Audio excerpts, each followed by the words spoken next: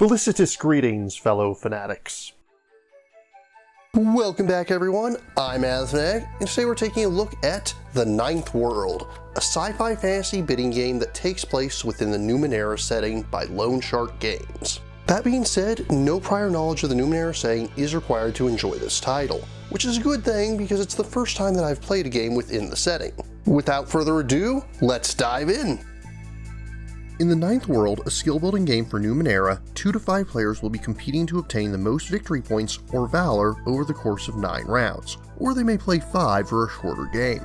There's also a cooperative and solo variant available, but we'll get to that in a little bit. To set up, begin by choosing a region to explore. Each region consists of 5 cards, which in turn detail special rules that will happen throughout the game. Take the round marker and place it on the first round. You'll notice that all other cards have 2 rounds they're used in. Players begin making their journey in one direction, then return back in the opposite direction. After that, shuffle up the town and wilderness decks and place them within easy reach of all players. Deal out 5 town cards to the middle of the table, but don't deal out any wilderness cards. Take the skill cards and make a pile for each of them, stacking level 4 cards on the bottom, 3s above that, then 2s, and finally 1s. Next, have each player choose a character. This may be done at random, or if players can agree, they may simply choose. Each player will then take a player shield and 10 matching player tokens. Have each player take 2 of their tokens, place one on the 0 space on the valor track, and place another on middle skill of their character card. Keep the rest of your tokens close by for future use. Each hero has 2 skills and a power. Take 3 effort 1 cards, plus the 2 level 1 skill cards indicated on your character card. If all players are familiar with the game, you may optionally deal out 2 random powers to each player. They may then either choose to keep one of them or stick with their character's default power.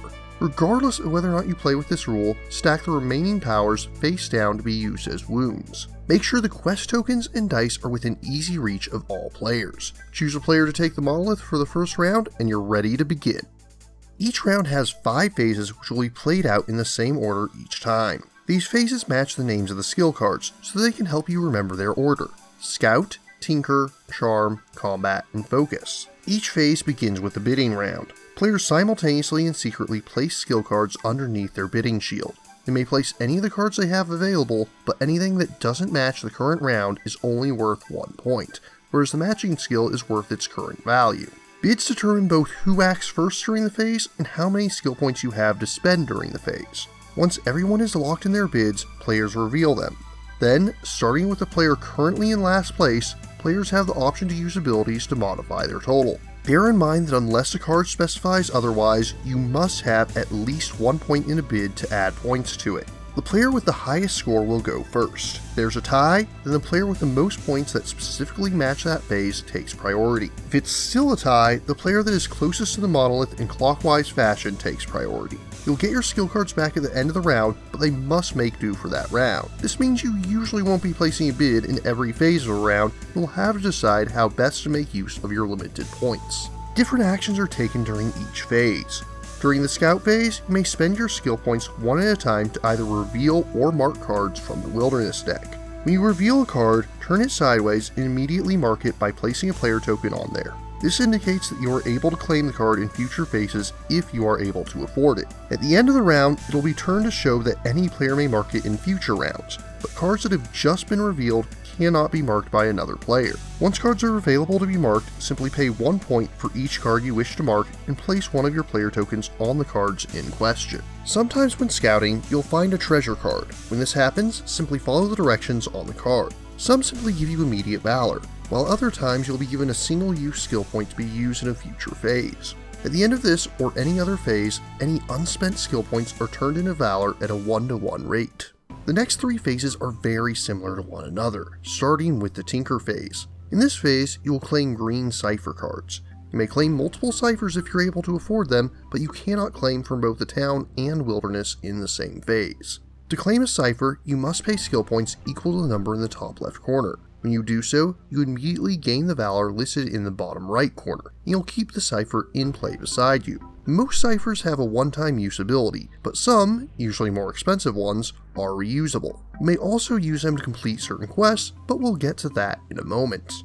After that is the charm phase, where you may claim yellow quest cards. Again, you may claim multiple quests if you're able to afford them, but you cannot claim from both the town and wilderness in the same phase. Cost is in the top left corner, and you immediately gain the valor in the bottom right merely for taking on the quests, but that's typically not where the big reward is. Quests will have 1 to 3 steps that you can complete in various ways, each with a specific phase it rewards you for taking action in. Whenever you complete a step of a quest, you'll take a quest token and claim that step's reward. For example, Scavenge has 3 steps. Each time you discard a cipher, you'll place 1 token on it. The first time you'll get 1 valor, the second time you'll gain another 2, the third time you'll gain another 4, and then discard the quest as it's been completed. Some quests, such as Defend the Gate, may give you additional rewards once they're finished. And since some quests are reliant on finishing other quests, you may be able to chain completions together in a combo. The fourth bit of each round is the combat phase. During this phase, you'll take on vicious creatures that inhabit the region, though this plays much like the previous 2 phases. Again, you may engage multiple creatures, but must choose either those in the town or those in the wilderness. Many creatures, though not all of them, will have an effect when you defeat them that requires you to roll 1 or both dice. Some will give you bonuses if you get a plus side, or inflict penalties for a minus. As always, claiming a creature requires a number of skill points listed in the top left and gives you a number of valor points listed in the bottom right. Unless it says otherwise on the card, you immediately discard a creature after gaining its valor and resolving its effect. The final bit of each round is the focus phase. During this phase, you may upgrade 1 skill card and may heal your wounds. To upgrade a skill, you pay points equal to the level of the skill card you'll be taking. For example, if you want to upgrade one of your starting skills from level 1 to level 2, it costs 2 skill points. You may also upgrade your effort cards to level 1 in a skill you do not yet possess. You may never have more than 1 card pertaining to each skill. Whenever you upgrade a skill, you gain 2 valor. Additionally, if you upgrade all of your skills to a certain level, you gain an additional 5 valor. For example, if you get all your skills to at least level 1, you'll gain 5 valor. And if you manage to get them all to level 2, you'll gain another 5. If you somehow manage levels 3 and 4, you'll do the same for each of them, though I don't believe the latter is actually possible. You may only upgrade 1 skill card with skill points each phase, but there are other ways to upgrade them, such as via quest rewards or defeating creatures. The other use of the focus phase is to heal wounds. By spending 2 skill points, you may discard 1 wound, and you may do this as often as you can afford. While you're wounded, you can't use your character's power. And beyond that, at the end of the game, you lose 5 valor for each wound you still possess, so it's generally a good idea to heal yourself early and often.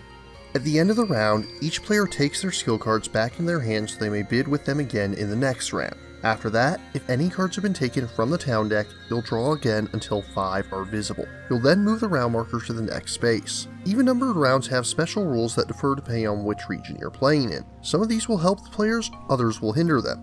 After that, the monolith passes to another player with the lowest current valor. You will never remain with the same player even if they're in last place.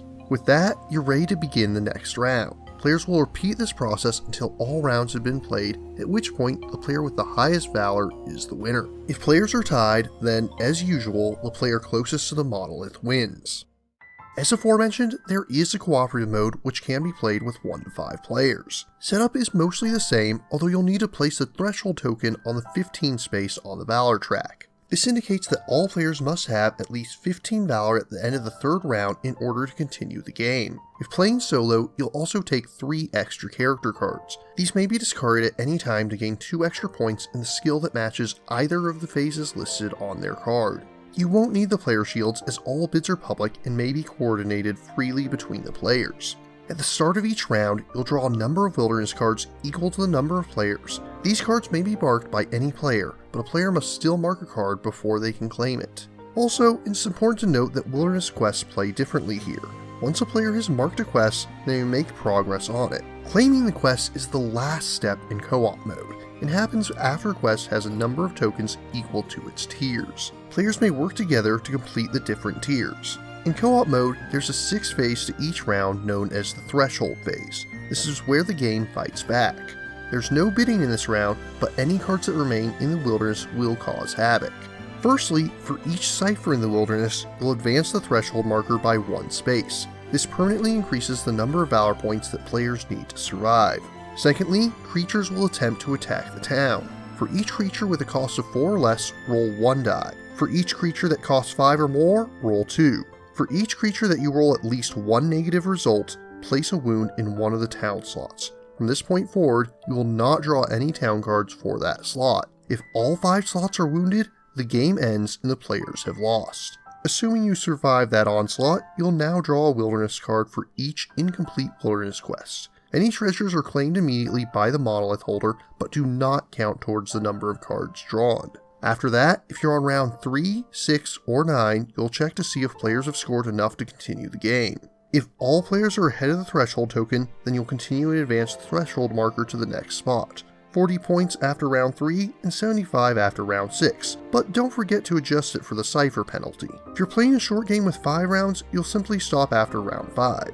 At the end of the game, if all players are ahead of the threshold token, they have managed to win. If even one player lags behind, everyone loses.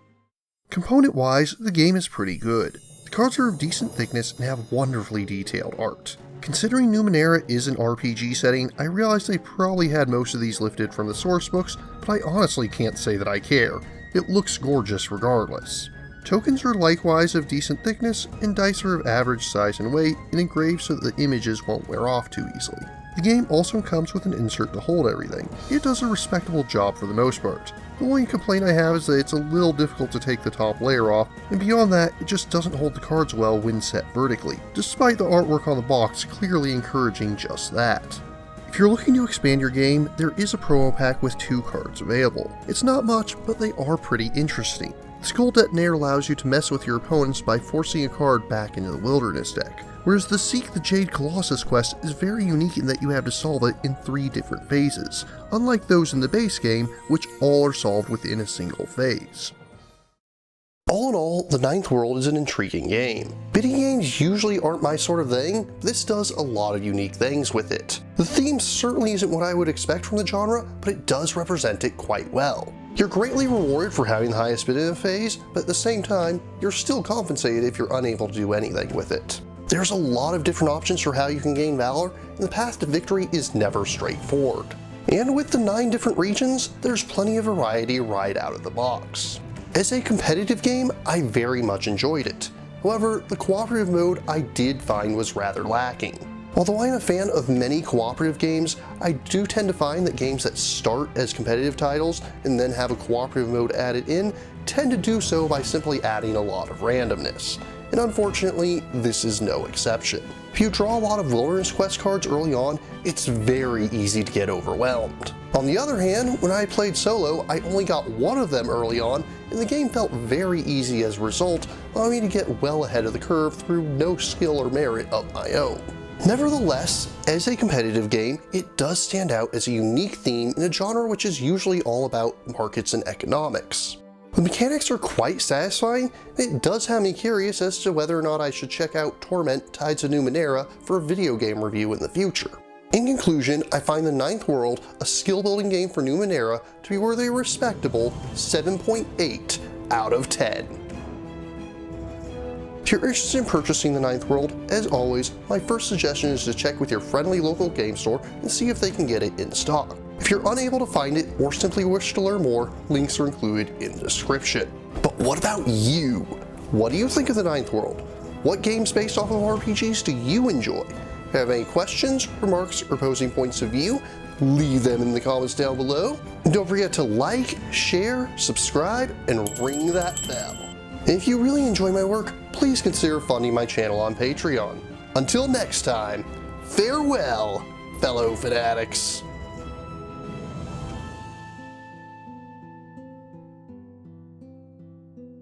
Thank you again for watching. I have plenty more to share with you if you're interested.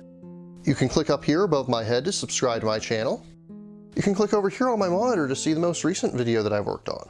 Or if you prefer, you can click up here to open this mysterious vault and see what video that the YouTube algorithm has picked just for you.